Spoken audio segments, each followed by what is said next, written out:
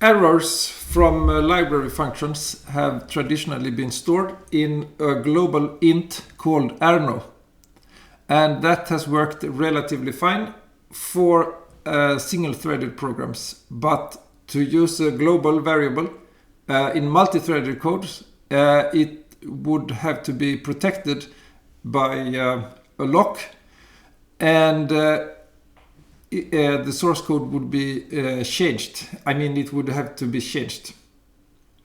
So we will see how this is done without using a lock shortly. But first, let's look at how it is done. I mean, how this works for single-threaded programs. Well, it is used in the same way for multi-threaded programs, but we will explain the principles for single-threaded programs. So there are three standardized error codes, and the first are for math functions, and EDOM means that the argument to a function was not in the domain of the function, or range that the return value could not be represented in the return type. This means illegal sequence and refers to a non-ASCII UTF-8 character, such as Swedish O, E or Ö, and that there are rules how these characters can be represented, and if a rule was broken, I mean not the rule but the data was corrupt, then some functions can detect and set this error code. Okay, so there are only these three which are standardized in C, but each operating system has other error codes.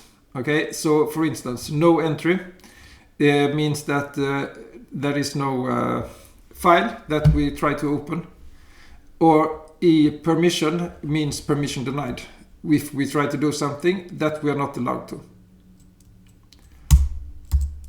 So it's a good idea to set errno before we make a function call if there is a risk that this function fails. And 0 clearly means no error. So say we want to remove all files in the machine, in a Unix machine, which we typically are not allowed to. And then this error code is set eperm, this one. Okay, to print it, we can print the string permission denied from the previous slide using this function in addition to this.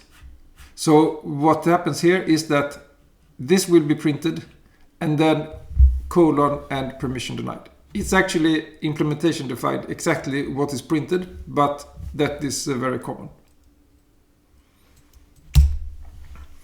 So as I said, errno is it behaves as if it was declared like this. But it doesn't work for multi-threaded programs. So what is done instead is to have a struct for each thread, and this errno is stored in that struct. Okay, and then there is a pointer here called current thread, and the current thread pointer can be stored in a register all the time this thread is running, and it returns the value, the address of this errno variable, and then it okay, so then we can define a macro like this, which dereferences this return value. Okay, and the reason is that then we can use it like this. Okay, I will soon. I mean, I will illustrate this with a simple C code example, but let's see what happens if we would remove this and just return the value of errno. Wouldn't that work nicely? Okay, so we skip that one, and then we have to skip that one, and then we should skip that one. So now errno is just the value. We can write errno in as an argument to printf or whatever we want to. If we want to read errno, then this works without, if we have removed what's now read. But if we want to modify errno, then this doesn't work.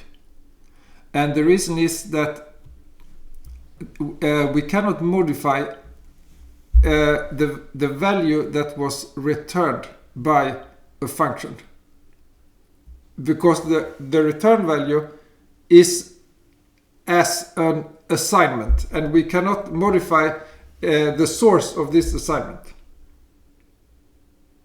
Let's illustrate this with a simpler case, namely this one. So this is what we want to do. Say we have this errno variable, but we call it just err, and we can return its address. Then we can use it like this. So what this function call does is to return an int pointer, and that int pointer, it doesn't try to change the return value with this assignment, but it changes what the address that was pointed to as the return value. So this is fine. We just get the pointer and dereference that pointer when we store a 1 there. But this instead, just returning this, well, it's a compilation error, because we cannot what is it that we would like to modify? Is it this variable? The compiler has no idea where this int came from, so it cannot modify it. Luckily, it would be terrible to program in such a language, and it would be even worse to write a compiler for it. We can just see what happens if we compile this. But again, a warning to check what the C standard says. One should read the C standard and not try a compiler, because the compiler may have implementation defined behavior, and that should not be generalized, or it may use unspecified behavior. If what we are looking for has that, and then it cannot be generalized either. Or it was undefined behavior, and then it certainly cannot be generalized. But it can be informative to see what the compiler says with this, the second assignment. So it says that this expression cannot be modified.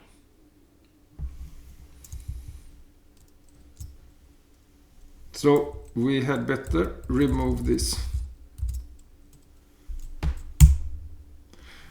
With C11, there is a new storage class specifier called thread local, and what this means is that a global variable can become specific to a thread. So if we use C11 or newer, then we can use this. And what happens is that as soon as we start a new thread, that thread will get its own copy of this variable.